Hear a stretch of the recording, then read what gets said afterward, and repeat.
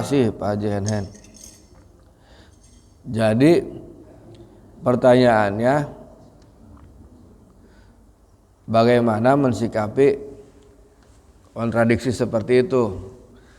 Maaf nih ya, kalau misalkan kita sudah sepuh, apakah perlu berusaha atau tidak? Sebenarnya gitu ya, intinya ya. Iya. Sebetulnya itu tidak kontradiksi, kita akomodir aja, cari jalan tengah. Maksudnya apa jalan tengah? Nya hiji, kan semakin orang itu punten ini, semakin sepuh maka badan ini juga semakin lemah. Nah, semakin lemah nanti juga menuju titik akhir yang tadi sebut itu. Karena itu perlu kita mensikapi itu juga. Ada hak tubuh di mana kita jangan terlalu ngoyo gitu aja. Ngoyo tahu nggak bahasa Jawa itu? Mending kunaman batoh tohan keneh gitu.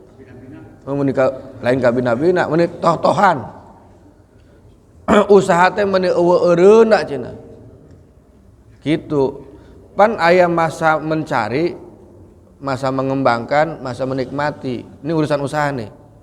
Bener nggak Pak Haji? Masa mencari, perintislah Pak Haji bikin usaha. Sudah jadi pengembangan, dirawat. Sudah dikembangkan, sudah berkembang, berarti masa menikmati.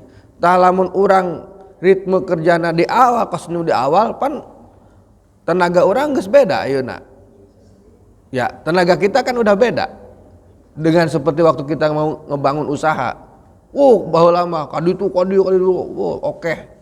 Ya, balik jam 2, balik jam 1 kan itu. Nya ayeuna mah pan beda usia. Badan ge punya hak untuk istirahat. Sekarang mah ritme kerjanya dikurangi. Separona ketika dikurangi, separona dieusi ku ibadah, tah kitu maksud nama. Sehingga enggak bener juga memang. Geus kolot mah ibadah we cenah sing loba. Terus usaha teu erek infak di mana? Kan gitu meureun. Erek dahar gimana? Mau makan gimana? Makanya jalan tengah. Usaha mah jalan ngantong toh-tohan teuing gitu maksudna. Jadi dikurangi ritme kerjanya, diisi ibadah sehingga balance antara ibadah sama usaha teh. Jadi ibadahna cukup, usahana aya gitu cukup. Mending gitu. Jadi tidak usah dipertentangkan tapi dicari jalan tengahnya. Dengan seperti itu kan kita, maaf ya, banyak orang tua itu berpikirnya beda dengan orang anak-anak. Dengan anak, bukan anak-anak. Pasti itu rata-rata orang tua ini punten ya, abdi salah, abdi can jadi orang tua. Aya garis besar nanti ya. Bapak mah embung ngaripukeun anak tah pasti. Aya. Itu hampir rata-rata orang tua bisu mikirnya. Bapak mah moal ngaripukeun maneh. Moal ngaripukeun anak moal. Beda jeung anak-anak, beda jeung anak kakolot beda. Sok. Tah garis besar eta bapak mah moal ngaberatkeun maneh, moal ngaberatkeun anak. Nah, turunan dari itu pasti meureun kudu boga harus punya uang sendiri. Harus tetap kerja, harus tetap usaha. Dalam rangka mempertahankan prinsip tadi itu. Moal bapak mah tenang we. Sok we neng mah digawe. Sok we amah sok. Bapak mah ya kene duitna tenang, gitu kan. Ayo bapak mah seueur kene tenang we. Pasti kalau orang tua mah pasti begitu. Karena itu supaya tetap misalkan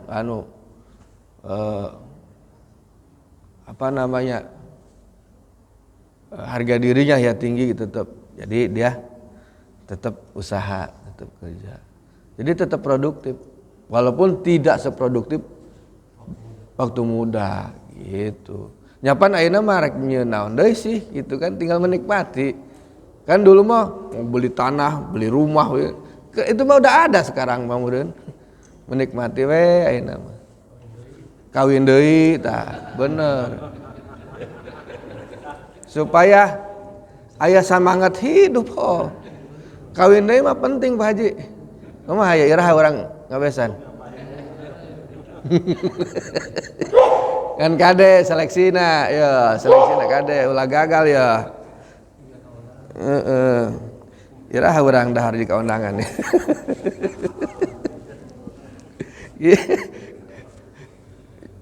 Jadi itu paling Pak Haji ya. Jadi jalan tengahnya seperti itu. Mudah-mudahan ada manfaatnya geus beurang geuning. Saya kira itu ya Pak Haji ya. Mudah-mudahan cukup lah. Dah ya kene mah gua. Silakan. Kene gitu. Pertanyaannya hubungan antara ikhtiar, doa dan takdir. Yang pertama, kita sebagai orang Islam berkeyakinan bahwa Allah telah menciptakan takdir. Tapi di satu sisi yang lain, kita juga punya keyakinan bahwa Allah memerintahkan kita untuk berusaha. Jadi banyak ayat-ayat dalam Al-Quran yang menyuruh kita untuk berusaha, punya kasab, punya gerak cari nafkah, punya semangat merubah nasib. Nah, karena itu ikhtiar dan doa digabungkan sebagai bentuk jalan tengah. Jadi lamun orang berusaha terus tanpa ngadoa, engke akhirna jadi sombong, seolah-olah keberhasilannya itu tidak ada pelibatan Allah. Tidak ada keterlibatan Allah. Jadi orang-orang yang teu tahu diri, teu tahu bersyukur. Makanya harus berdoa. Jadi usaha diiringi ku doa, hasilna disebut takdir. Hasilna disebut takdir. Dulu pernah dijelaskan takdir teh aya nu bisa berubah, aya nu henteu. Takdirna manusia pasti meninggal, mati. Setiap yang hidup pasti mati, takdir. Takdir itu kan ukuran, takaran. Setiap yang hidup pasti mati. Itu takaran, ukurannya. Nah, kehidupan dan kematian itu tidak bisa dirubah. Tetapi pada saat mana kita mati itu bisa dirubah. Apakah kita mati dalam keadaan miskin, dalam keadaan bermaksiat, dalam keadaan kafir, kan gitu. Itu kan bisa dirubah, Pak. Bahwa kita akan mati iya, tapi apakah kita mati dalam keadaan miskin? Kan itu berarti kemiskinan bisa dirubah. Jadi kaya bisa. Wah, geuningan miskin wae. Oh, nya salah meureun usahana. Gitu. Pugu mangkatna ge jam 3 cenah balik deui jam 10 kan aya nya usaha jam 3 balik jam 10. Muni suku dijadikeun sirah-sirah jadikeun suku cenah. Oh, nya salah usahana. Gitu. Geuningan setiap usaha kuduna hasil, bener tuh. Takdirna eta. Tapi aya usaha teu hasil, nya berarti anu salah. Setiap nu belajar pasti nimu. Setiap nu diajar pasti nimu. Timu gitu, ketemu atau pinter lah.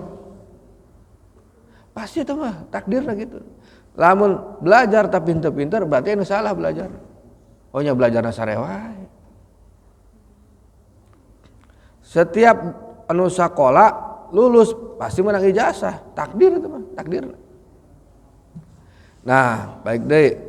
Nah, ketika kita usaha supaya kita menyadari ada pelibatan Allah, yuk orang doa supaya orang jadi orang yang bersyukur bahwa setiap upaya yang kita dapetin ini hasil yang kita dapetin ini dari upaya kita dan memang diizinkan oleh Allah. Supaya apa? Supaya takdir nanti alus, supaya takdir nanti berubah kanu alus. Gitu. Kan takdir mah ya sesuatu yang sudah terjadi itu takdir. Yang belum kita nggak tahu. Makanya kita menjemput takdir. Orang teh sebenarnya engke jadi ahli ibadah apa ahli maksiat? Ya tinggal ayeuna kumaha gitu. Ikhtiarna. Berikhtiar rajin ibadah henteu. Ai berikhtiar rajin maksiat berarti engke misalkan kita matinya dalam keadaan maksiat ya wajar. Oh nya maksiat wae. Terus lamun misalkan rajin ibadah, ntar kita matinya dalam keadaan ibadah, ya alhamdulillah. Da ikhtiar lagi kadinya gitu. Tadi makan kaya miskin, ibadah maksiat kan gitu itu kan pilihan. Sehingga hubungannya jadi tadi itu ikhtiar wajib dilakukan oleh manusia, hasilnya kita berdoa mengharap kepada Allah yang punya ketentuan. Nah, di ujungnya kita akan menerima seperti apa takdir kita. Jadi ikhtiar wilayah kita, benar nggak? Wilayah kita ikhtiar. Doa wilayah kepasrahan kita, sikap kita doa. Takdir wilayah Tuhan. Jadi ketika sudah berusaha, berdoa, tinggal nerima takdir kumaha. Keputusan seperti apa. Saya kira itu.